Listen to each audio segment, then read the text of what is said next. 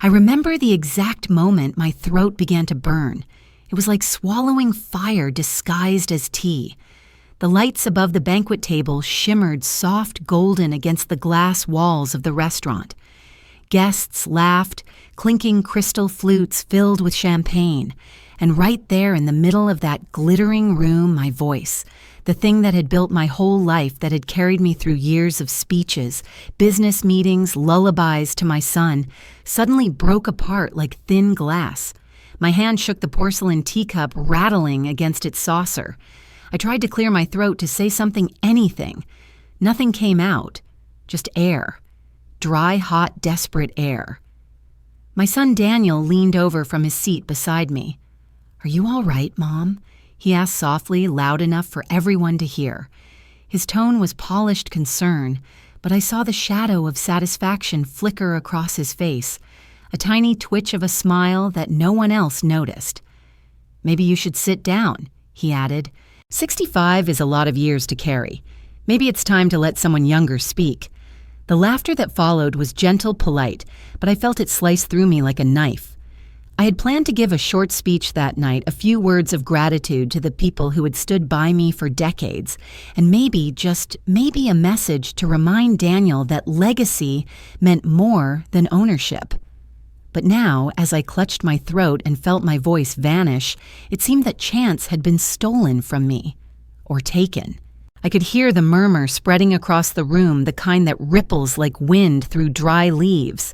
"Is she choking?" someone whispered. "Maybe she's nervous," another said.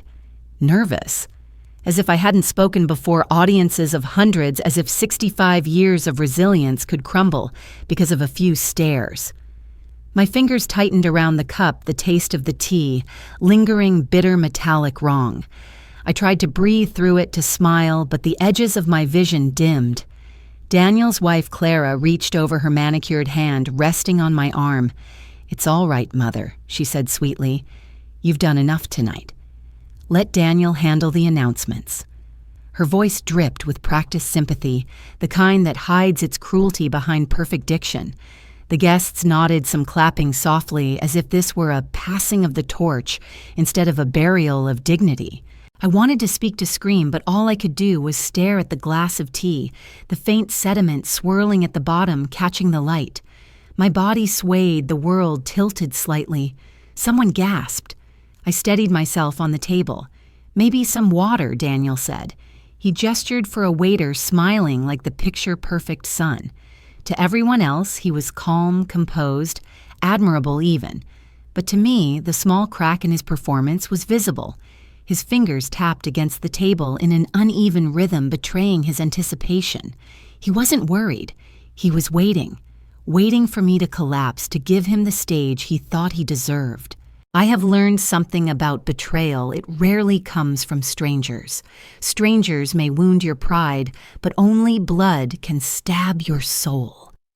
As I stood there, surrounded by polite concern and hidden malice, a question formed in my mind like a whisper I couldn't silence. What do you do when your own child decides you've outlived your usefulness? What do you do when the person you once rocked to sleep now wants to erase your voice from the world?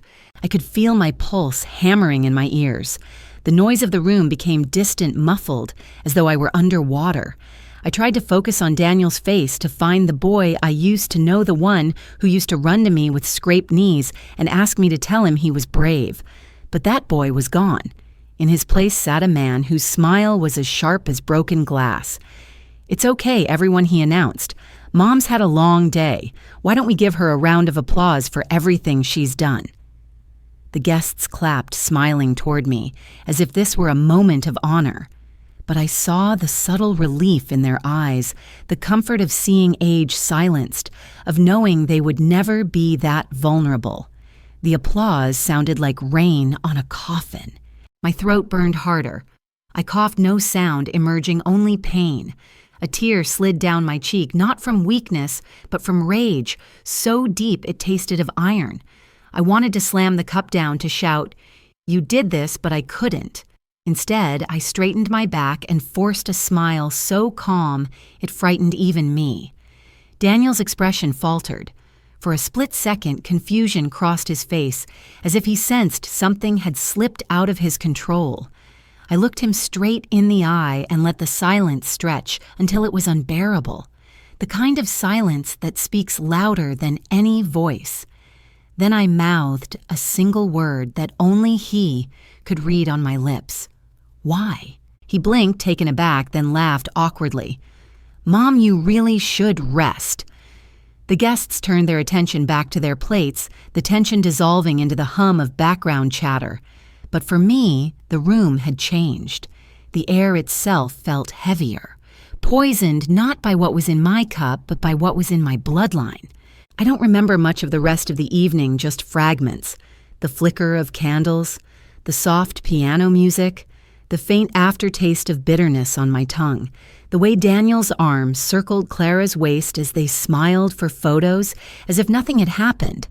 But beneath that glossy surface, I felt something dark and irrevocable taking root, the kind of hurt that doesn't cry at plans.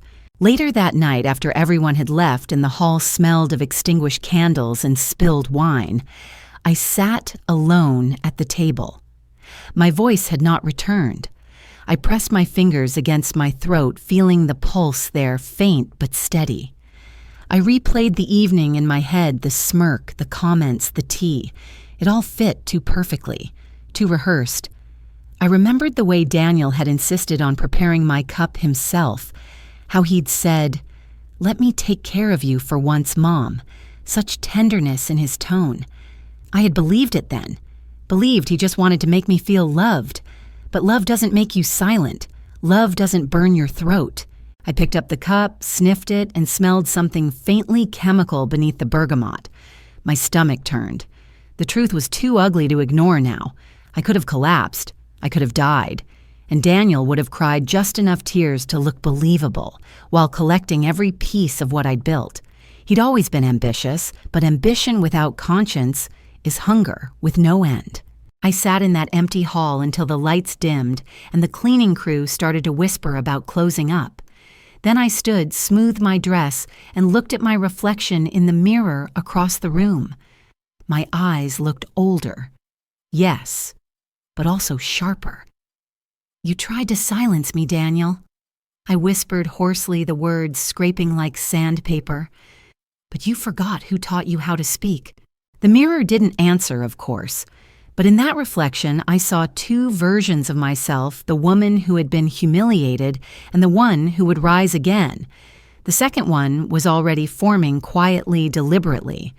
I reached for my purse, pulled out my small recorder, a habit from years of keeping notes for meetings, and pressed play. The faint sound of Daniel's voice filled the air, his earlier speech about family, legacy, and respect. I smiled bitterly. "You'll regret every word you said tonight," I whispered. If I had learned anything in 65 years, it was that silence is not weakness. Silence is strategy. It's the pause before the thunder. That night, as I drove home with my throat still raw and my heart on fire, I made a decision that would change everything. If my son wanted me voiceless, I would give him a silence so loud it would echo in every corner of his life. I didn't plan to confront him immediately. That would be too easy, too emotional. No, I needed something colder, something undeniable. I needed proof. And more than that, I needed a plan. Because Daniel had forgotten one thing about his mother. I didn't build my life by luck. I built it by preparing for storms long before anyone else saw the clouds. That night, as I locked the door behind me and sat in the darkness of my kitchen, I could still feel the faint burn in my throat. I turned on the recorder again, pressed the red button, and whispered through the pane, "Log entry 1. Evidence begins tonight." The red light blinked like a heartbeat in the dark. I took another sip of water, stared into the quiet, and smiled faintly. People think betrayal kills love, but it doesn't. It transforms it. It sharpens it into something that can cut through lies. Daniel had tried to make me disappear with a single cup of tea. But he didn't know that I had already prepared for this moment. I always did. Years ago, after my husband died and Daniel began circling my business like a vulture, I had started keeping backups, recordings, documents, secret copies of everything he could one day try to take. He thought I was sentimental, clinging to the past. He was wrong. I was preparing for this very betrayal. So yes, that night I lost my voice, but I didn't lose my power. And that's something Daniel would learn soon enough. You can drug my throat, but you can't drug my memory. You can silence my words, but you can't erase what I know. Now tell me, if your own child tried to take your voice away, would you forgive them or let them face what they deserve? Comment 1 if you believe silence can be a weapon. Hit like if you've ever been silenced but refused to stay quiet, because my story is just beginning. And when I speak again, it won't be with words, it will be with truth. 3 days before my birthday, the house felt unusually still, the kind of quiet that doesn't soothe, it warns. I was in the garden trimming the old rosebush my late husband had planted decades ago. The air smelled faintly of earth and rain. When I looked through the kitchen window, I saw Daniel standing by the counter holding a small brown vial. He poured something into a cup and stirred it, his movements quick and precise. When he noticed me watching, he smiled too brightly and said, "Just making your tea, Mom. You shouldn't strain yourself out here." Something in me tensed. For years, that simple gesture, a son bringing his mother tea, had felt warm, familiar. But that day, it felt rehearsed, deliberate. I took the cup, pretending nothing was wrong, and let it sit untouched on the table while he went upstairs. A faint residue swirled at the bottom like tiny specks of dust that refused to settle. It's strange how betrayal doesn't always come with thunder. Sometimes it arrives in whispers too soft for anyone else to notice. That afternoon, I began to notice them everywhere. Daniel's phone rang twice while we were having lunch. He excused himself both times, saying it was work, but I caught fragments of his voice through the half-closed door. "Yes, everything will be ready by Sunday," he said. "She's insisting on speaking, but I'll handle it." His tone wasn't annoyed, it was confident, almost smug. When he returned, he flashed the same smile he'd worn since childhood, the one that always used to melt my anger. This time, it felt like a mask. Later that day, my friend Martha dropped by. Martha had been my neighbor for 20 years, the kind of woman who saw through people faster than they could blink. We sat on the porch, sipping lemonade. She watched Daniel's car pull out of the driveway and leaned closer. "Ellie," she said, lowering her voice, "your boy's been asking questions at the bank." I froze. "What kind of questions?" "The kind that make people nervous," she said. "About your accounts, your shares in the company. He told the manager you were planning to transfer ownership. Funny thing is, no one saw that paperwork." My stomach twisted. I'd trusted Daniel with small things before appointments, errands, but never with my finances. Still, part of me wanted to believe this was a misunderstanding. I laughed it off, tried to sound casual. "He's just being proactive. You know how he is." Martha didn't smile. "Proactive doesn't mean secretive," she said quietly. "Be careful, Ellie. The sweetest voices can hide the sharpest knives." That night, I couldn't sleep. I replayed every little thing that had changed in the past few months, the way Daniel had started calling me Mom in a softer tone, like he was speaking to a fragile child, the way he'd taken over managing my appointments, insisting that I relax more, the way Clara had begun suggesting I let the next generation take over. It had all seemed like love, wrapped in concern, but now I could see the outline of something else beneath it control. At 2 a.m, I went downstairs and opened the refrigerator. Daniel's brown vial was there on the top shelf tucked behind the milk carton. I picked it up carefully. It wasn't labeled, only a faint chemical smell seeped through the cap, bitter medicinal. My throat tightened. I thought of the tea I hadn't drunk that afternoon and of how my voice had burned during the last party. My instinct screamed at me to throw it away to end the fear right there. But I didn't. I needed proof, not panic. I placed it back exactly where I'd found it. The next morning, Daniel greeted me with breakfast already set on the table, tea. Again toast, a perfect omelet. "You should eat before the guests come," he said cheerfully. "Big week ahead." "Guests?" I asked. "For the party, of course," he said. "I've handled everything. You just have to sit back and enjoy."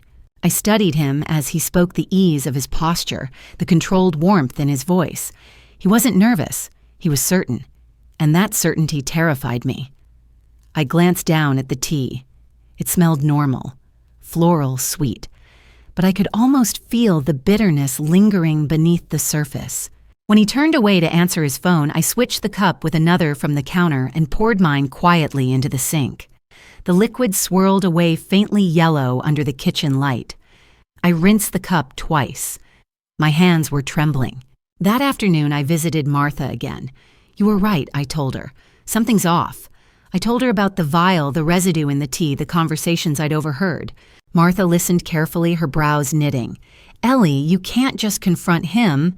He'll deny it, and then you'll be the one who looks paranoid." "I don't need a scene," I said. "I just need the truth." She thought for a moment, then nodded. "I have a friend who works at a lab. Bring me the vial tomorrow. We'll test it quietly." That night, I locked my bedroom door for the first time in years. Sleep didn't come easily. I kept hearing Daniel's voice echoing from the hallway, his laughter with Clara downstairs. They sounded like any ordinary couple, relaxed and happy, but every laugh now carried a chill. I couldn't shake the feeling that they were laughing about me. The next morning, I told Daniel I was going shopping for decorations. He didn't question it. Once he left for work, I went straight to the refrigerator, grabbed the vial, and wrapped it in a handkerchief. At Martha's, we handed it to her friend Mark, who promised to call within 24 hours. "If it's nothing, you'll sleep better," he said kindly. "If it's something, we'll handle it." Those 24 hours felt like an eternity. I busied myself, baking, cleaning, pretending life was normal. Daniel came by that evening with Clara to discuss the seating plan for the party. He moved through the house like it was already his straightening pictures, making comments about modernizing the living room. "We could use lighter curtains," he said to Clara. "Something fresher. Right, Mom?" "Whatever you think," I answered softly, keeping my face neutral. He smiled, satisfied, unaware that my calm wasn't surrender, it was strategy. When they finally left, I sat on the sofa staring at the shadows stretching across the carpet. My phone buzzed. It was a message from Martha. "Call me. Urgent." My fingers went cold as I dialed her number. She didn't waste a second. "Ellie," she said, "Mark ran the test. It's not poison, but it's close a sedative compound, strong enough to dull speech for hours if mixed with heat." My heart slammed against my ribs. "He was trying to shut me up," I whispered. "Exactly," Martha said. "He wanted you calm, silent, manageable." The truth hit like a thunderclap. It wasn't about money or inheritance alone. It was about control. Daniel wanted to strip me of the one thing that had always made me powerful, my voice. The thought made my hands shake with fury.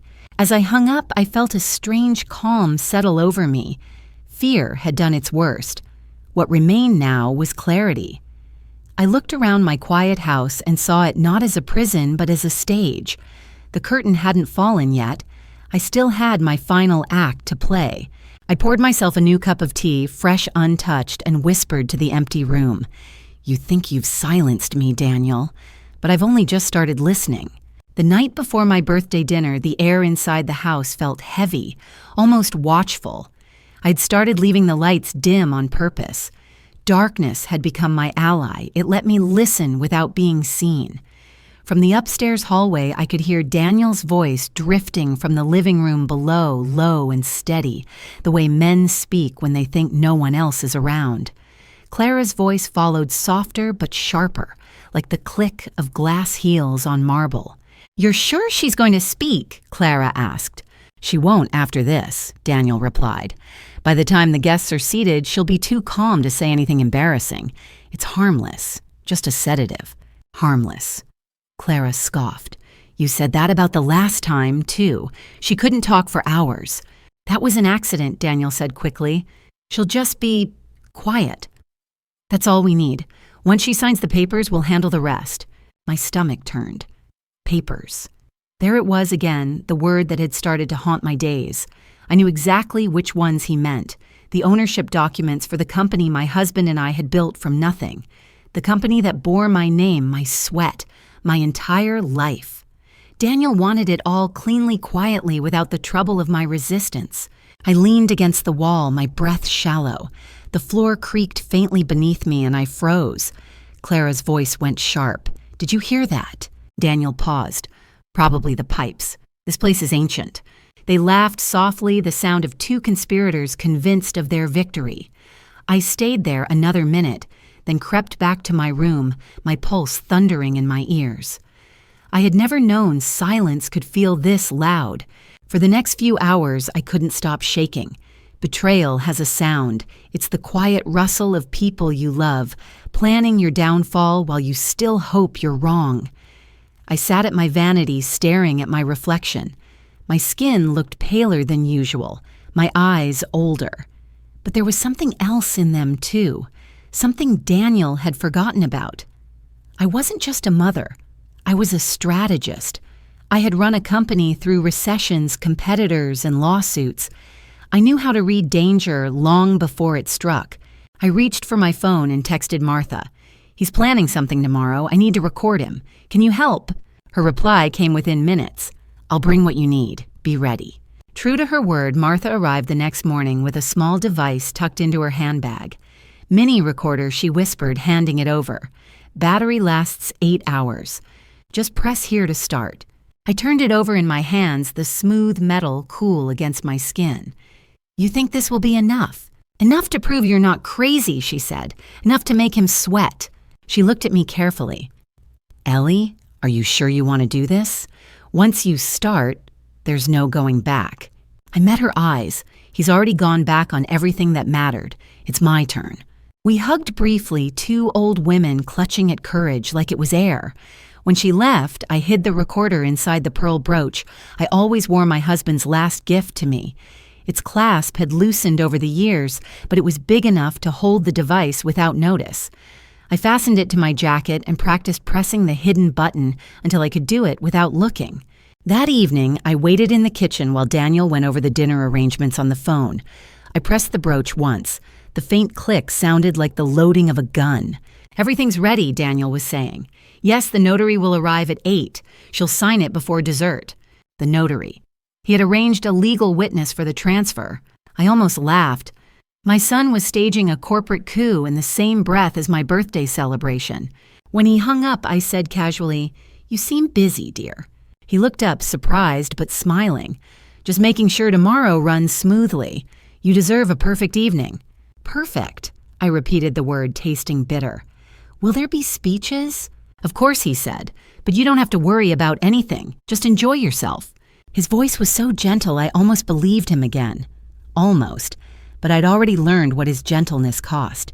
After he went to bed, I sat at the dining table, the recorder still running, capturing the night sounds of the house, the ticking clock, the faint hum of the refrigerator, the sigh of wind against the windows. Somewhere in that symphony of domestic quiet, I heard another noise, the soft click of a door opening. I turned off the light and waited. Footsteps, light cautious. Daniel's shadow passed through the hallway. He was holding the same brown vial. I held my breath as he poured its contents into the sugar bowl, stirred once and left. I waited until the house went still again, then crept into the kitchen. The sugar sparkled under the lamplight, innocent crystalline. I took a small spoonful and tasted it carefully on the tip of my tongue. Nothing obvious, but a faint bitterness lingered. That was all the confirmation I needed. At dawn, I drove to Martha's house, clutching the recorder and the sugar sample. She opened the door in her robe, eyes wide. "Ellie, you shouldn't be driving this early." "I have proof," I said, "but I need it tested." She called her friend Mark, again the lab technician from before. This time, his voice over the phone sounded grim. "If it's in the sugar, that's deliberate. Nobody can call that an accident." I handed her both items. "Tell him to hurry." On my way home, the sunrise spilled across the horizon, painting everything gold. It should have been beautiful, but to me, it looked like a warning, too bright, too fragile. By mid-afternoon, Daniel and Clara came by to finalize the guest list. Mom Daniel said, "Don't stress too much about tomorrow. Just wear something elegant and let me handle the rest." I smiled faintly. "You always do, don't you?" He blinked, unsure if I was teasing or accusing. Before he could reply, my phone buzzed. It was a message from Martha confirmed. Same sedative compound, higher concentration. I looked at my son, then truly looked. He was handsome, successful, the kind of man who made people trust him instantly. How many times had I mistaken that charm for goodness? "Daniel," I said softly, "do you remember when you were little and I used to tell you that truth always finds its voice?" He chuckled, pouring himself coffee. "Sure. You used to say that every time I lied about stealing cookies." "Do you still believe it?" I asked. He looked up puzzled. "What's this about?" Nothing, I said with a faint smile, just nostalgia. He shrugged it off, not realizing I was memorizing every detail of that face, every line of arrogance that had replaced innocence. When they left, I locked the door and sat in the living room pressing play on the recorder. Their voices filled the room again, the words about sedatives, about signatures, about my silence. Proof. Clear, undeniable proof. I sent copies to Martha and to my attorney just in case. The lawyer, Mr. Grant, called within minutes. "Mrs. Hamilton," he said, "this recording is serious. If you want to press charges—" "Not yet," I interrupted. "Tomorrow during the dinner. I want everyone to hear it." He hesitated. "Are you sure?" "Yes," I said. "If I stay quiet now, I'll lose more than my voice. I'll lose who I am." That night, I prepared my outfit for the party, a pale silver dress, elegant but understated. I pinned the brooch again, the small recorder inside, ready for one final capture. Then I placed my written statement inside an envelope marked, "To be read aloud." As I turned off the lights, the house felt different. No longer heavy, just waiting for the truth to walk into the room with me. I stood by the window and whispered to the empty night, "You wanted silence, Daniel. Tomorrow you'll hear what silence really sounds like." By Thursday morning, the house no longer felt like mine. The walls carried whispers that didn't belong to me, and every object I touched seemed to ask who would own it next. Daniel and Clara had begun to visit daily under the guise of helping, but their presence felt more like an inspection than affection. Clara especially had taken to rearranging everything, photos, curtains, even the medicine cabinet. "You shouldn't keep so many pills, Mother," she said one afternoon, her voice dripping with concern. "It's easy to make mistakes at your age." At my age, I smiled faintly, but my hand tightened around the armrest of the chair. "I've been taking vitamins, not sleeping pills," I said calmly. "I know the difference." She gave a soft laugh, the kind that's meant to sound kind but feels like a slap. "Of course, I'm just worried. You've been forgetful lately." Forgetful. That word followed me everywhere after that. I heard it from Daniel the next morning when I reminded him to pick up the floral arrangement for the party. "I already told you I handled it, Mom. You really don't listen anymore, do you?" he said, shaking his head. "It's okay, though. Happens to everyone." At first, I thought it was coincidence. Then Martha called. "Ellie," she said, "I ran into Clara at the store. She mentioned you've been having trouble keeping track of things. She said they're considering a medical evaluation after the party." I sat in silence, the words scraping against my chest. Clara was laying groundwork, a portrait of an unstable old woman. I'd seen this tactic before in business meetings where men discredited competent women by calling them emotional or tired. I just never imagined I'd see it from my own family. That evening when Daniel stopped by, I asked directly, "Are you telling people I'm losing my memory?" He froze for a second, then chuckled softly. "Mom who told you that you're overthinking again." I heard it from Martha. He sighed dramatically. "You know how gossip spreads. You've been stressed lately." Maybe she misunderstood something Clara said. Maybe I said quietly, though we both knew it wasn't true. The next day, I noticed something strange. Neighbors who usually waved now just smiled politely and looked away. The mailman avoided conversation. Even the cashier at the grocery store asked if I needed help counting my change. Word had spread. I was the aging woman slipping into confusion. A fragile story, easy to believe.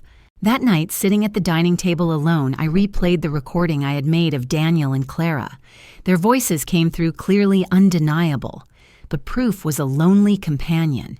I couldn't tell the world yet, not without looking exactly like the paranoid mother they were painting me to be. The truth had become a trap. To speak too soon was to lose credibility. To stay silent was to let the lie grow. I didn't sleep that night. Every sound in the house felt magnified, the ticking clock, the pipes creaking, the faint rustle of the wind. I imagined Daniel telling people she's not herself lately. She forgets where she puts things. It's sad, really." I could hear their sympathetic nods, their murmured, "Poor woman." By morning, I felt hollow. When I looked in the mirror, I barely recognized the woman staring back.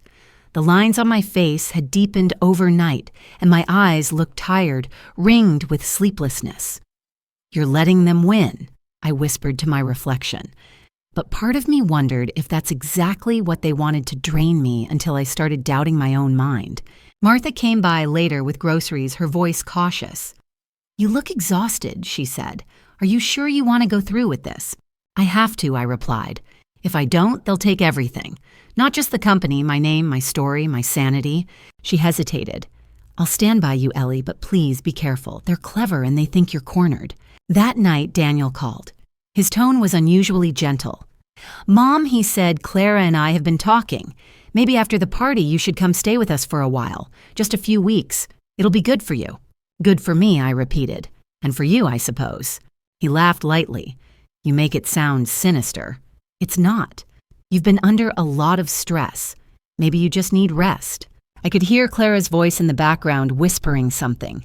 Daniel paused, then added, "Besides, the house is too big for you now. We can manage things here while you relax." There it was, the real reason. He wasn't asking, he was planning. He wanted me out physically removed from the space that still held my power. "I'll think about it," I said evenly. "But for now, let's focus on the party." "Of course," he said, sounding satisfied. "Everything's arranged. You just have to show up and enjoy it." After he hung up, I sat for a long time staring at the silent phone. Enjoy it? That was what people said before they took something from you. The following morning, I decided to test a theory. I deliberately forgot to take my purse when I went to the bakery. Within 2 hours, Clara showed up at my door with it. A neighbor called. She said, smiling sweetly, "You left this behind again." Again. The word landed like a stone in my chest. "Thank you," I said. That was thoughtful. She stepped inside without waiting for an invitation. "You know, Mom," she began, "we worry about you. Daniel doesn't say it, but he's scared. You're so independent, but what if something happens when you're alone?" I watched her carefully. "Are you rehearsing sympathy, or do you actually feel it?" Her expression faltered for half a second before recovering. "That's not fair. We just love you." "Love doesn't sound like strategy," I said quietly. She sighed. "You're tired. Rest before tomorrow. It'll be a big day." She left a kiss on my cheek that felt like a brand. When the door closed, I finally let the mask slip. My hands were trembling so badly that the teacup I held nearly shattered against the saucer. I set it down and sank into the chair, breathing hard. I had spent my entire life being the one in control, measured, logical, respected. Now, in the span of a week, I had been turned into a fragile caricature of myself.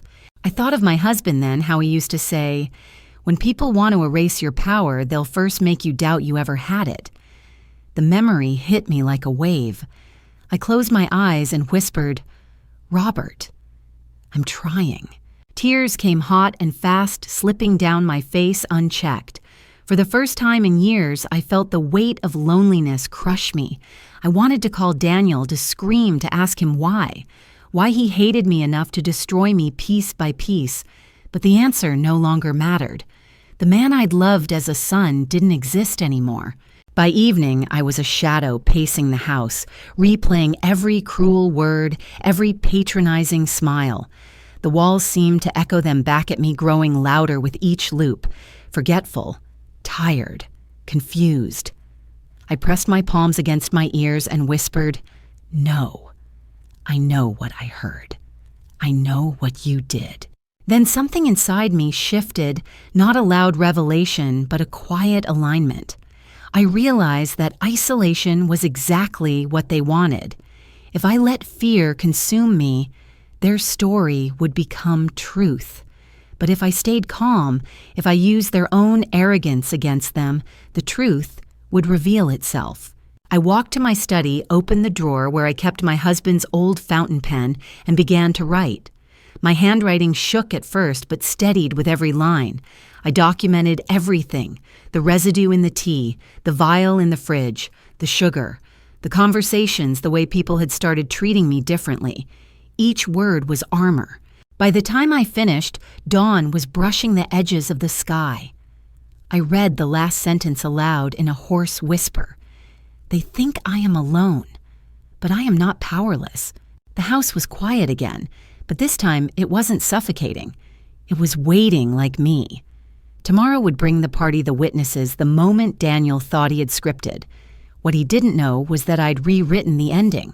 I stood by the window and watched the first light touch the roses outside. "You wanted me silent, my son," I murmured, "but I'll speak in a language you can't erase truth played loud for the world to hear." And as the sun rose, I felt something I hadn't felt in weeks. Not fear, not anger, resolve, the kind that comes from a lifetime of survival. They had tried to isolate me to make me doubt my mind. Instead, they had taught me how to strike from the shadows. Tomorrow the silence would end. The morning of my 65th birthday arrived wrapped in silence that felt almost ceremonial. I woke before the sun, lying in the stillness of my room, staring at the faint outlines of the ceiling beams. The day felt heavy, weighted with a destiny I hadn't chosen but one I could no longer avoid. Today was not just a birthday. It was a battlefield. I moved slowly through the motions of preparing shower dress hair pulled back in a neat chignon. My hands trembled only once when I pinned the pearl brooch with the recorder inside to my chest. It clicked into place like armor.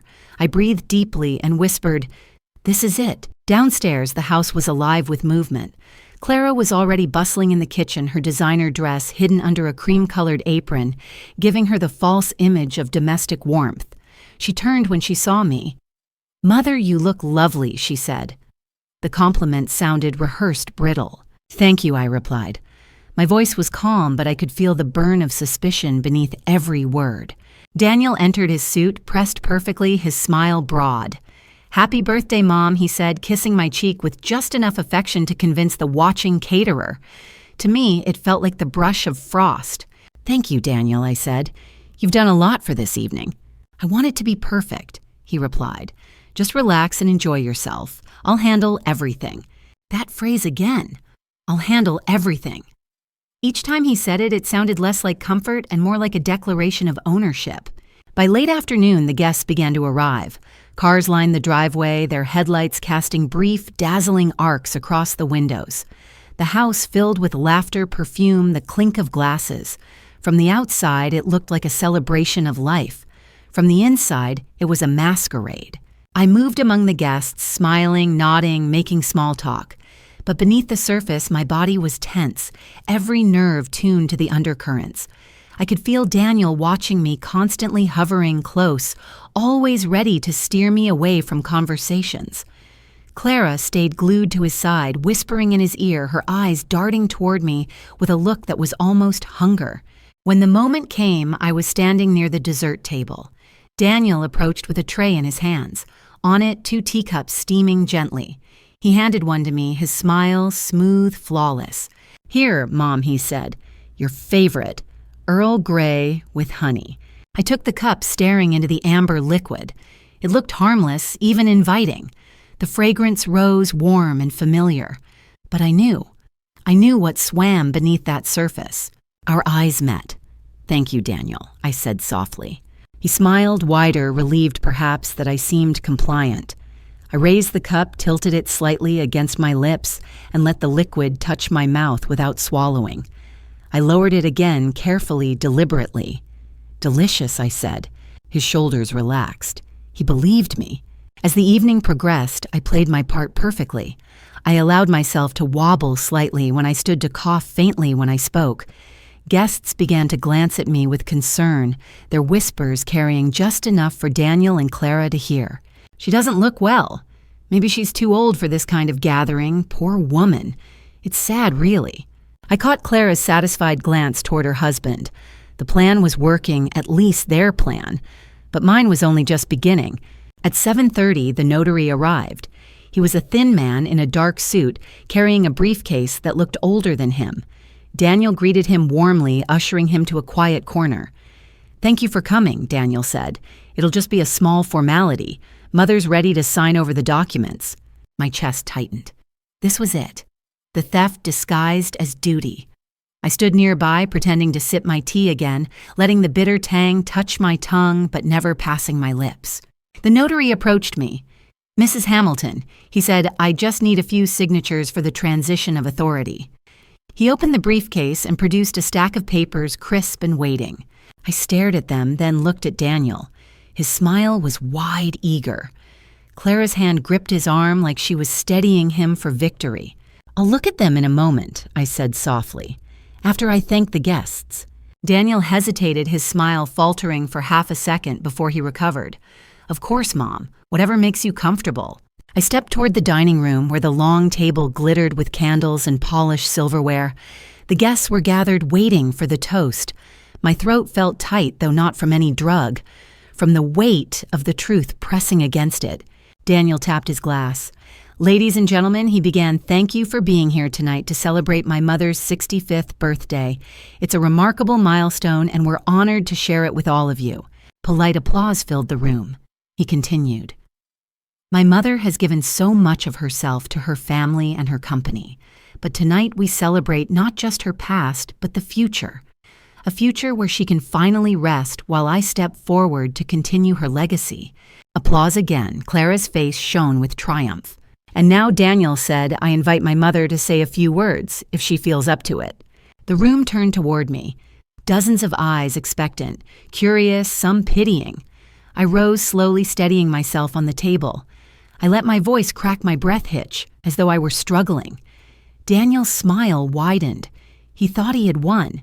I placed my cup on the table and reached into my purse. From it, I pulled a small envelope, the one I had prepared the night before. I set it down in front of my plate. Then I touched the brooch at my chest and pressed the hidden button. At first, there was silence. Then, from a small speaker I had placed earlier under the tablecloth, a voice filled the room. Daniel's voice. "She's insisting on speaking, but I'll handle it. She'll just be quiet. That's all we need. Once she signs the papers, we'll handle the rest." The room froze. Forks clattered against plates. Guests shifted in their chairs, eyes darting between me and Daniel. "She's been forgetful lately. It's sad, really. People will understand if she steps aside." The whispers began immediately. Gasps, murmurs. Clara's face drained of color. Daniel shot to his feet, his composure cracking. "That's out of context," he shouted. "She's manipulating this." But the recording continued, his voice unmistakable. "Pour it into her tea, just enough to calm her down. She won't know the difference." The room erupted. Guests were on their feet, some demanding answers, others whispering with disgust. The notary stepped back, his expression tight with shock. I stood straighter, my voice emerging clear and strong for the first time all evening. "You wanted me silent, Daniel, but the truth speaks louder than you ever imagined." Gasps rippled through the crowd. Clara clutched his arm, whispering furiously. He looked around, eyes wide, searching for an escape that didn't exist. The climax of the evening had arrived, but it wasn't the end. Not yet. I picked up the envelope from the table and handed it to the notary. "These are the real documents," I said calmly. "Copies of my will and my trust, already notarized by a lawyer you can call yourself. They state clearly that no transfer of ownership will occur unless I declare it freely in public without coercion." The notary's eyes widened. "Mrs. Hamilton, this changes everything." "Yes," I said, my gaze fixed on my son, "it does." Daniel lunged forward as if to snatch the papers, but two guests restrained him. His mask of charm had fallen completely, now replaced by desperation and fury. "You can't do this," he spat. "I'm your son." I met his eyes steady. A son protects his mother's voice. He doesn't poison it. The room fell silent again, the weight of that truth hanging like a final verdict. For a moment, I thought my legs might give out beneath me. My body still trembled, my throat still raw. But I held myself upright because tonight wasn't about survival. It was about resurrection. The party continued in whispers and sidelong glances. The laughter had died, replaced by the hum of scandal. Daniel and Clara sat isolated at the far end of the room, their faces pale, their future collapsing around them. And me, I sat taller than I had in years. The weight of silence finally lifted. What they had planned as my downfall had become my stage. The room buzzed like a hive broken open. Guests whispered, exchanged glances, some shaking their heads in disbelief. Others stared openly at Daniel and Clara, their expressions a mix of pity and disgust. I stood quietly, letting the echo of Daniel's recorded voice linger in the air. The silence between each murmur was louder than applause. Inside me, something shifted. The woman who had walked into this evening, weighed down by fear, doubt, and the taste of bitterness, had been left behind. What stood in her place was someone sharpened by betrayal. I was no longer the mother begging for recognition. I was the strategist, the survivor, the one who had prepared for this moment without even knowing it. I looked around the table. Martha caught my eye and gave a small nod, steady, fierce. She had been my silent ally all along. The notary was still holding the envelope I had given him, his knuckles white as if he were afraid to let go of the truth, now laid bare in his hands. A few guests murmured, "I can't believe it," while others whispered, "She's stronger than we thought." Their words filled the cracks of my heart like balm. Daniel broke the silence first. His voice was hoarse, trembling with rage barely contained. "She's manipulating all of you," he spat, pointing at me. "She's old, confused. She doesn't know what she's doing. She's twisted everything." I turned my gaze on him, calm as still water. "Is that what you tell yourself, Daniel? That I am too old to see, too confused to remember? You counted on the world believing I was weak. That was your greatest mistake." The notary cleared his throat. "Mr. Hamilton," he said carefully, "the recording speaks for itself. There is clear intent here, intent to silence your mother during a legal transfer. That alone." Daniel cut him off, his voice rising. "She planted that you don't know her. She's vindictive. She's trying to humiliate me." Humiliate? The word hung in the air, twisting back on itself. Hadn't it been him humiliating me all along, publicly dismissing me, mocking me, poisoning my voice? I leaned forward slightly. My eyes locked on his. "Humiliation," I repeated softly. "That's what you've given me, isn't it? Tonight the world sees it for what it is. Not confusion, not forgetfulness. Betrayal." Clara's voice broke in, then sharp and trembling. "Enough, this is insane. You're all letting her play you. She's bitter because her time is over. She should step aside gracefully instead of dragging us down with her." The guests murmured louder now.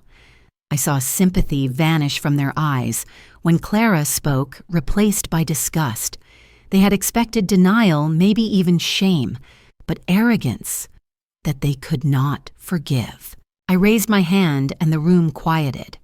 My voice, steady, now carried across the table.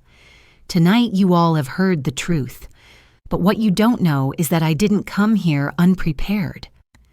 Daniel thought this was the only recording. He thought tonight would end with my silence, but every word he's spoken for months has already been copied, backed up, and delivered to people outside this room. Gasps spread like sparks. Martha smiled, faintly proud. I continued, my eyes fixed on my son. "Your arrogance made you careless, Daniel. You believed I would crumble in private, that no one would ever see the truth. But I've lived too long, fought too hard to let betrayal bury me in silence. If I fall, I make sure the truth rises louder than my absence." Daniel's face twisted a mixture of fear and fury. "You can't do this," he muttered. "Yes, I can," I said. My tone was low, final, and I already have. For the first time, I saw something break in his eyes. Not rage, not defiance, fear. The realization that the game he thought he controlled had been turned inside out, and the board no longer belonged to him. I turned toward the guests. "I want you all to remember what you witnessed tonight. Not for me, for yourselves. Betrayal doesn't always come from strangers. It comes from the people you trust most. But silence is never the answer. If you stay silent, you hand them the knife they use to cut you." Martha raised her glass slightly, her voice ringing. "To truth," she said. A few guests echoed, hesitant at first, then stronger, "To truth." Glasses clinked. The sound wasn't celebratory, it was solemn, a vow. Clara tugged at Daniel's arm, whispering frantically, but his eyes were distant now, his mask cracked beyond repair. He sank back into his chair, shoulders slumped. For a moment, he looked less like the polished man he wanted the world to see, and more like the boy who once clung to my hand at the school gate. The contrast cut me deeply. I felt the ache of grief pulse inside me, but I didn't let it show. Betrayal doesn't erase love. It corrodes it until what's left is sharper than grief, colder than hate. I looked at him one last time and spoke in a voice clear enough for everyone to hear. This isn't the end, Daniel. It's the beginning. The storm hasn't passed. It's only arriving. A shiver ran through the room, the kind that comes when people sense a battle larger than themselves unfolding before their eyes. I gathered my purse, my brooch still glowing faintly with the red recording light, and stood tall. I will not be silenced, I declared. Not by drugs, not by lies, not even by my own blood. The notary rose as well, slipping the envelope back into his briefcase. Mrs. Hamilton, he said respectfully, I will ensure these documents are secure. You have nothing to fear. Martha placed her hand gently on mine. You are not alone, she whispered. I nodded, my throat tightening, not from poison this time, but from the weight of tears I refused to shed. As I left the dining room, the murmurs behind me swelled into a storm of conversation, judgment, disbelief. But none of it mattered. I had crossed a threshold. Tonight I had shifted from prey to predator, from victim to victor. And I knew the world had only just begun to see the full truth. The party had not ended, but the air inside the dining hall had already curdled. Guests lingered with nervous glances, some pretending to sip wine, others whispering like actors trapped on a stage where the script had turned into something darker than they'd rehearsed. I excused myself, quietly pretending to need a moment, but I knew Daniel would follow. He always did. I walked down the corridor to the small study at the back of the house. It smelled of cedar and old leather, a place once filled with warmth, now heavy with ghosts. I left the door ajar just enough. Footsteps came soon after, slow, deliberate. Mother Daniel's voice cut through the silence sharper than I'd ever heard it. He stepped inside and shut the door with a firm click. The mask was gone. No more polished charm, no more practiced concern. His eyes were lit with fury, a storm barely contained. What the hell do you think you're doing? I turned to face him calm. My hands rested on the edge of the desk, steady. I'm protecting what's mine. What's yours? He laughed bitterly, pacing. You don't even know how to run it anymore. You're out of touch. The company needs me. Clara and I could build it into something greater, but you cling to it like a relic. It isn't just a company, I said softly. It's my life's work. Your father's, too. Every sleepless night, every sacrifice, every penny stretched. It wasn't built for greed, Daniel. It was built for legacy. Legacy doesn't pay bills, he snapped. Legacy doesn't expand. You're stuck in the past, and I refuse to sink with you. I studied him quietly, letting his words hang. Is that why you tried to poison me, because you were afraid of sinking? His face twitched. A flicker of guilt, or maybe just surprise that I had spoken the truth aloud. He turned away, clenching his fists. You don't understand, he muttered. You never did. You treated me like a child long after I was a man. You never trusted me with real control, always dangling it, reminding me I wasn't ready. I had to make you see. I stepped closer, my voice low but fierce. Make me see by silencing me, by watching your own mother struggle to breathe in front of her friends. That's not making me see. That's burying me. His jaw tightened, his breathing heavy. I didn't mean to hurt you. I needed you quiet. I needed you out of the way. The words cut clean and merciless. I felt my chest tighten, not from fear, but from the grief of hearing what I had always dreaded, that to my only son, my existence had become an obstacle. You were never meant to be out of the way, I whispered. You were meant to walk beside me. Do you know how many times I covered for you? When you failed your first year at college, I paid for tutors. When you wrecked your car, I called the insurance and told them it was me driving. I carried you, Daniel, and this is how you repay me. His eyes flashed. Exactly. You carried me, smothered me, made me dependent like I couldn't breathe without you. Do you have any idea what it's like to grow up in your shadow? My heart twisted because for a moment I saw the boy he had been, the boy desperate to prove himself. But the man he had become twisted that hunger into cruelty. You could have asked, I said quietly. You could have sat across this desk and said, Mother, I'm ready. Instead, you chose deceit. You chose poison.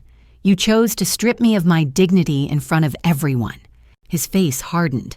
Dignity doesn't matter. Power does. If you can't see that you're already irrelevant. The words rang like a gavel, cold and final. Yet even as he said them, his voice cracked at the edges. He was trying to convince himself more than me. I straightened, drawing every ounce of steel I had left. Irrelevant, I repeated slowly. Do you know what I see when I look at you? Daniel, not power, not strength, fear. A man so terrified of failing that he would rather destroy the one person who loved him most than risk being judged on his own merit. His hands shook. He slammed them on the desk, leaning close. Stop it, he hissed. You don't get to talk to me like that anymore. I didn't flinch. I leaned forward too, so close I could see the tiny flecks of gold in his eyes, the same eyes I once kissed goodnight. And you don't get to decide when my voice ends. You tried to steal it, Daniel, but it's stronger than you'll ever be. For a long moment, we just stared at each other. The silence was thick, electric, the kind that comes before lightning strikes. He looked at me with a mixture of hate and something else, something raw, unguarded. Was it regret, fear I couldn't tell? Finally, he stepped back, running a trembling hand through his hair. You've ruined everything, he whispered. Everyone out there thinks I'm a monster now. I kept my eyes on him steady. You didn't need me to ruin it. You did that yourself. He sank into the chair opposite me, burying his face in his hands. For the first time, he looked smaller, fragile. But I knew better than to mistake that for surrender. Daniel had been cornered, and cornered animals bite hardest. I moved to the door, pausing with my hand on the knob. I gave you life, Daniel, and tonight I gave you truth. What you do with it now will decide whether you ever have redemption. But make no mistake, your days of silencing me are over. I opened the door. The murmur of the guests returned louder now, waiting for what came next. I stepped out into the hallway, leaving Daniel alone in the shadows of the study. Behind me, I heard him whisper so faint I almost thought I imagined it. I never wanted it to be like this. But it was. And the private confrontation had ended not in reconciliation, but in the crumbling of whatever fragile bond still tied us. The storm was about to break in public, and there would be no hiding from it. When I stepped back into the dining hall, the room shifted. Conversations faltered, glasses lowered, and dozens of eyes swung toward me. They had all heard the recording. They had all seen the cracks in the polished mask my son wore, but they hadn't yet seen the storm that would follow. I walked slowly, deliberately, the silver dress brushing against the floor, the pearl brooch gleaming faintly under the chandelier. I was no longer the frail woman Daniel thought he could silence. Tonight I was carrying every scar as a weapon. The notary rose from his seat at the far end of the table, his briefcase clutched tight. He looked uneasy, caught between professional obligation and human outrage. Mrs. Hamilton, he began carefully. Perhaps we should adjourn this matter until— No, I cut him off, my voice clear and steady. This ends tonight. Everyone here deserves to know the truth in full. Martha stood at once. She's right, she said firmly. You've all heard what was on that recording. Do you think that was fabricated? Do you think she somehow invented his voice, his words? She pointed across the table at Daniel, who sat rigid, his jaw clenched so tight I thought it might shatter. That is a son plotting against his mother, and I will not let anyone here dismiss it. Gasps rippled. Some nodded. Others looked horrified, unsure what to believe. But the tide had already shifted. Daniel pushed back his chair, standing so quickly it screeched against the polished floor. Enough, he barked. His face was flushed, his composure gone. This circus has gone on long enough. You think you know what's happening. You don't. She's always been like this, manipulative, controlling, unwilling to let go. She would rather drag me through the mud than admit her time is over. Clara rose too, her hand gripping his arm, her voice shrill. He's right. Can't you see what's happening? She's staging this. Do you think it's a coincidence she had a recording ready? She's twisting everything to make herself look like the victim. Victim, I repeated, my voice like a blade. You think I chose to lose my voice in front of you all? You think I wanted to be poisoned by my own son's hand, mocked by my own daughter-in-law? No. I was forced into silence, and tonight I chose to break it. The guests stirred their whispers, growing louder, sharper. She poisoned her one voice, murmured, with what another asked. The notary spoke again, his tone more assured now.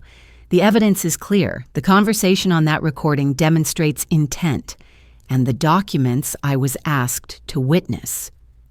He held them up the paper, trembling slightly in his hand. It's obvious coercion was involved. This would never stand in court. Daniel's face twisted.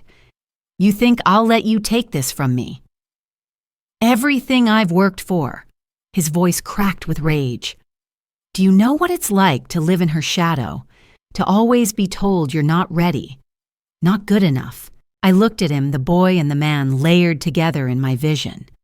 Do you know what it's like? I said softly but firmly, to spend your life giving everything to a child only to watch him turn those gifts into weapons against you.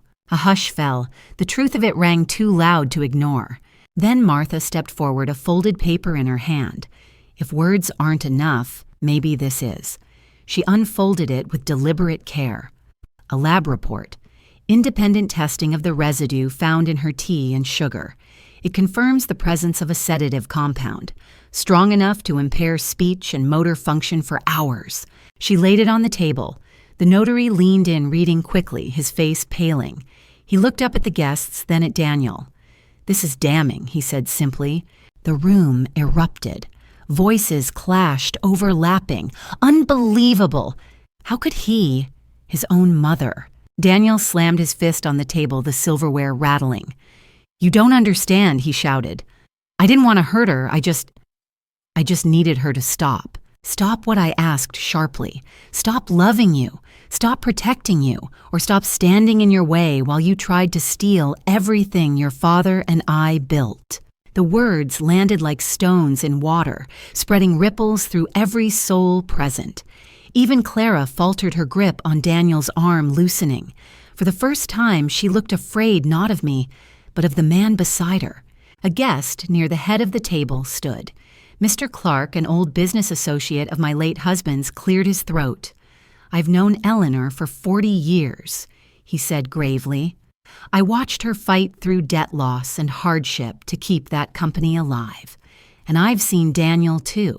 Ambitious, yes, but ambition without integrity is nothing. Tonight, the mask has slipped. He raised his glass, not in toast, but in judgment. I will never do business with you again, Daniel. Others murmured agreement. One by one, they pulled away their respect, draining into disdain. Daniel's face drained of color. No, he whispered, shaking his head. No, this isn't how it ends. Clara, in desperation, stepped forward. She's bluffing, she cried. She's trying to ruin us. Look at her standing there like some martyr. Do you really believe she's capable of running everything at her age? I met her gaze unflinching. Age doesn't silence truth. Greed does. The applause began softly from one corner of the room. A woman I barely knew, an acquaintance, not even a close friend, rose to her feet. She's right, she said firmly. We all saw what happened tonight. We saw the arrogance, the deceit, and we saw the strength it took for her to stand here. Others joined in the sound, growing swelling, until the hall echoed with clapping, a tidal wave that crashed against Daniel and Clara like a verdict. I stood tall, letting it wash over me. For years I had been the quiet one, the steady presence behind others' voices. Tonight, I was the voice. Daniel broke then. He shoved his chair back, his face contorted with fury and shame. You think you've won, he spat at me, but this isn't over. You'll regret this. I tilted my head, my smile thin-cutting. No, Daniel. The only one who will regret tonight is you. The notary stepped forward, his voice firm. Mr. Hamilton, I advise you to leave this house immediately. You've lost the trust of every person in this room, and I will be submitting my report along with this evidence to the authorities. Gasps again. Clara's face crumpled. The authorities, she whispered, panicked. Yes, the notary said coldly. Attempted coercion fraud and possibly assault. The law will decide the rest. Daniel froze. For a moment I thought he might collapse. Instead, he tore his arm from Clara's grasp and stormed toward the door. She stumbled after him, her heels clicking wildly against the floor, but he didn't slow down. They disappeared into the night, leaving behind a silence thick as smoke. The applause began again, hesitant at first, then stronger, surging like a tide of vindication. I didn't smile, not really. My heart was too heavy, too raw. This wasn't triumph, it was justice. And justice always comes at a cost. I lifted my glass, my hand steady now. To dignity, I said quietly, but the room heard me. To truth that cannot be silenced. The guests' echoed glasses raised their voices, uniting in a chorus. To dignity, to truth. In that moment, I felt something unshackle in me. The years of carrying silence, of swallowing, humiliation, of pretending not to see the arrogance in my own son's eyes, all of it fell away. I was still standing, my voice intact, my worth undeniable. The public showdown was over. The storm had broken, and though the wreckage lay heavy, I had reclaimed something no one could ever take. Again, my voice, my dignity, my place. The night did not end with the slamming of the front door. That was only the beginning. Once Daniel and Clara vanished into the darkness, the house seemed to inhale as though it had been holding its breath through every bitter revelation. The guests stirred, restless, unable to leave without whispering their judgments. Betrayal once hidden behind velvet curtains and fine wine had been dragged into the open, and everyone in that room became a witness. Martha was the first to move. She stepped into the center of the hall, her back straight, her voice strong. "We cannot pretend this didn't happen," she said firmly. "You all heard it. You all saw it. A son tried to silence his mother with drugs, and he thought no one would notice. Tonight we've seen what arrogance looks like when it thinks no one is watching. But we watched, and we will remember." Her words lit the room like a match to kindling. Heads nodded. Voices murmured agreement. Some guests, clearly shaken, pulled out their phones, typing furiously, already spreading the story beyond these walls. I heard one whisper, "The press will eat this alive." Another added, "The board members will hear of it by morning." I stood silently by the table, letting it happen. For the first time in years, I didn't feel the need to defend myself. The truth had grown legs of its own, and it was running into the world without my pushing it. My silence, once forced, was now a choice, and that choice had power. The notary approached, his voice low but resolute. "Mrs. Hamilton, with your permission, I'll submit this evidence to the authorities tonight. Attempted coercion is serious enough. The lab results, the recording, it's all airtight." I met his gaze and nodded. "Do it. Let the law speak where my voice was nearly stolen." He inclined his head and left swiftly, his briefcase clutched like a shield. Around us, the guests began to separate into small knots, some exchanging condolences with me, others shaking their heads in disbelief. But every conversation carried the same tone. What they had witnessed was unforgivable. One of the waitstaff, a young man who had hovered near the kitchen door most of the evening, came forward timidly, his hands twisted nervously around his apron. "Mrs. Hamilton," he said, his voice soft. "I saw him earlier in the kitchen. He was stirring something into the sugar bowl. I didn't know what to do. I'm sorry I didn't stop him." I reached out, resting my hand gently on his arm. "Don't apologize. You saw, and now you're speaking. That matters more than you know." His eyes widened, relief washing over his face. "If the police ask, I'll tell them everything." "Thank you," I said. "Your voice will help others see the truth." By the time the last guest departed, the story was already moving like fire. Martha showed me her phone posts on social media whispers and community groups, even 1 or 2 reporters asking if the rumors were true. It had left the walls of my home and spilled into the world. "Are you ready for this?" Martha asked gently. I looked out the window at the night beyond. For a long moment, I saw Daniel as a boy, again running across the lawn with scraped knees, laughing when I chased him. That boy had been mine pure and untainted, but the man he had become had chosen a different path, and tonight, the world would know it. "Yes," I said finally, "if the truth must burn, let it burn. I have nothing left to hide." The next morning confirmed it. News outlets carried headlines that twisted the knife deeper into Daniel's reputation. Son caught plotting against his mother at birthday gala, wealth, power, and betrayal, the Hamilton scandal, sedatives, silence, and the fight for legacy. Calls flooded in. Old friends, business associates, even strangers all wanted to offer sympathy or curiosity or judgment. Some asked if I was pressing charges.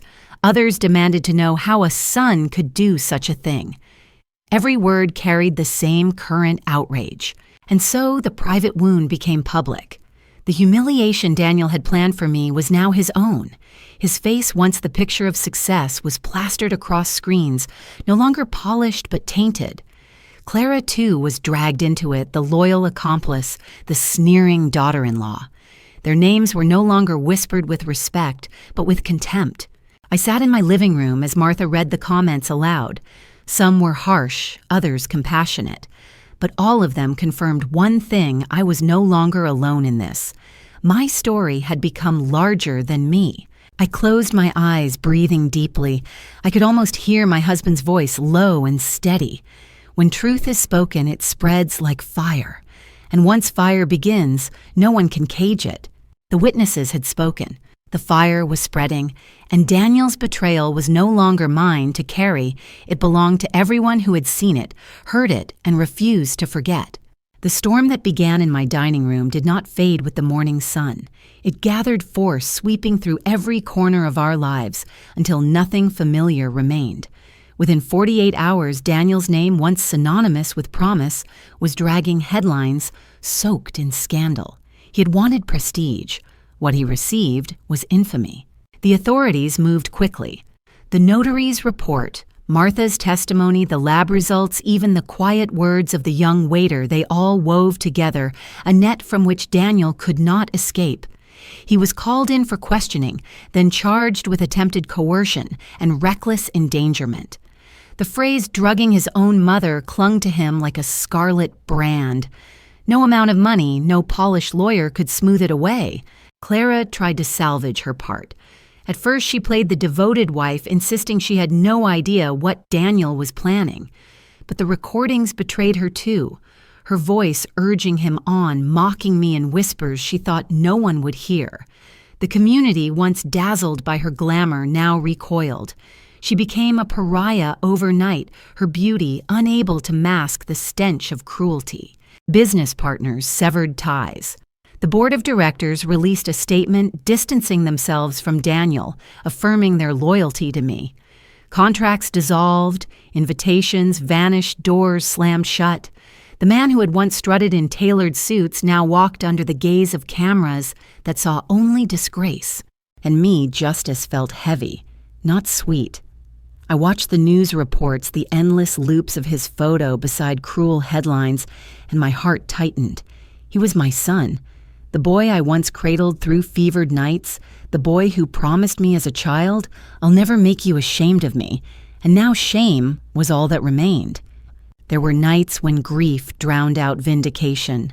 I would sit in the quiet of my study staring at the stacks of documents, the evidence that had saved me. The very proof of my survival also became proof of my loss. I had fought and I had won, but winning had never felt so much like mourning. Martha stayed by my side. One evening, she found me weeping quietly by the rose bushes in the garden. She laid a hand on my shoulder and said, "Justice always leaves ashes behind, but ashes are the soil where new things grow." Her words stayed with me. Neighbors who had once doubted me began to stop by, not with pity, but with respect. Some said, "You gave us courage." Others whispered, "I wish I had spoken up when my own family tried to silence me." I realized then that my story was no longer about a single betrayal. It had become a mirror reflecting wounds too many carried in silence. As for Daniel, I visited him once after the charges were filed. He sat across from me in the sterile room his suit exchanged for a wrinkled shirt, his eyes hollow. For a moment, I saw the child again, lost and scared. Why, I asked him softly. He looked down, his voice barely a whisper. Because I was afraid of being nothing without taking everything from you. Tears pricked my eyes, but I did not let them fall. "You had everything already," I said. "You had me." He looked away, unable to meet my gaze. That was the last time I saw him before the trial. And so the aftermath stretched before me like a long, empty road. Daniel's fall was swift, his reputation gone, his freedom in question. Clara faded into obscurity, abandoned even by the friends who once clung to her wealth. The house, once filled with whispers of betrayal, grew quiet again. But inside that quiet, I felt something stirring a strength I thought I had lost. I had faced the darkest betrayal and stood my ground. I had kept my voice, my dignity, my worth. And though the cost was heavy, I carried it with open eyes. The world knew what Daniel had tried to do. More importantly, so did I. And in that truth, bitter as it was, I found my footing again. The weeks that followed were a strange mix of silence and noise. The silence came in the mornings when I sat by the window with a cup of tea, untouched, the steam curling into the cold air, like memories I couldn't quite grasp. The noise came from the outside world, reporters at the gate, endless messages, phone calls, invitations from organizations wanting me to speak about resilience, about elder dignity, about family betrayal. It was as though my private heartbreak had become a public parable, and the world was eager to dissect it. But in the quiet of my own heart, I knew the story wasn't just about betrayal. It was about reclaiming what had been stolen. Not money, not property, but something more fragile, the right to be heard, the right to be seen. One evening, I returned to the rose garden where Robert, my late husband, once knelt with dirt on his hands, coaxing life out of the soil. The bush still bloomed stubborn and bright, even after all the storms it had endured. I touched one of the blossoms and whispered, "I didn't let him take it, Robert. I didn't let him take my voice." For a moment, the wind moved through the branches as if answering me soft and certain. I had choices to make now. The company was still mine. The will had been rewritten stronger than before, leaving conditions Daniel could never bypass. But I could not ignore the question that haunted me: what to do with a legacy when your only son has tried to destroy it? To leave it to him would be madness. To strip him completely felt like erasing the last thread of hope. So I chose a middle path, one born not of vengeance, but of hard-earned wisdom. I instructed my lawyer to divide my estate into 3 parts, one for charity foundations, supporting abandoned seniors, one to preserve the company in the hands of leaders chosen for integrity, and one left in suspension for Daniel, conditional, locked, and waiting. He would inherit nothing until he proved he could change, until he learned dignity was worth more than power, until he could speak to me not as an enemy, but as a son. This decision did not come from forgiveness. Forgiveness is too simple a word for wounds that run this deep. It came from something else: responsibility. Because even in his betrayal, Daniel was still my child, and perhaps one day the ashes of his downfall might sprout something new. The world applauded my choice when it became public, but I didn't do it for applause. I did it because I could not let bitterness be the only inheritance I left behind.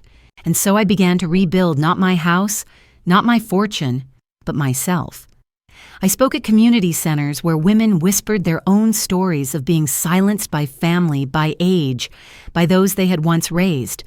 I read letters from strangers who told me, "Your story gave me courage to stand up." Each voice reminded me that my pain had not been wasted. It had become a seed taking root in others. One winter evening, as snow drifted outside and the fireplace crackled in my study, I sat down with my journal. For the first time in months, my hand did not shake. I wrote. My son tried to take my voice, but he only reminded me of its power. He thought silence was weakness. He forgot silence can be strategy, the pause before thunder. I lost him in the crowd of his ambition, but I found myself in the fire of his betrayal. And now my story belongs not just to me, but to every person who has been silenced, mocked, or betrayed by those they loved. May they remember your worth cannot be poisoned, your dignity cannot be erased, and your voice, once you choose to raise it, can shake the walls of the world. I closed the book, a weight lifting from my chest. Later that night, I recorded a video not for reporters, not for the company, but for whoever out there needed to hear it. I sat in front of the camera, the candlelight soft against my face, and I spoke as if I were speaking to an old friend. My story isn't unique, I began. Maybe that's the saddest part. Families wound each other. Children forget the hands that raised them. But tonight, if you hear anything in my words, let it be this. Don't let anyone steal your dignity. Don't let silence be forced upon you. If you must be silent, let it be your choice, your weapon, your strategy. And when the time comes, speak so that no one can pretend they didn't hear. I paused, my throat tightening. I know some of you have been betrayed by the ones you loved most. Tell me, what did you do? Did you forgive? Did you walk away? Did you fight back? Share it with me. Share it with each other. Because when we speak, we remind the world we are not alone. I leaned closer, my eyes steady on the lens. If you believe dignity is worth more than money, comment 1. If you've ever been silenced but chose to speak again, press like. And if you want to hear more stories like mine, subscribe. Not for me, for you. So none of us walk this road alone. I ended the recording, saved it, and sat back. The candle flickered, throwing shadows across the room. For the first time since that night of betrayal, I felt light. Not joyful, not healed, but light, like a woman who had carried her pain to the top of a mountain and finally set it down. Outside, the snow fell thicker, blanketing the world in white as though reminding me that even the darkest nights can be covered in silence that heals rather than wounds. And in that silence, I found closure. Not forgiveness, not forgetfulness, but dignity. My own, untouched, unbroken, reclaimed.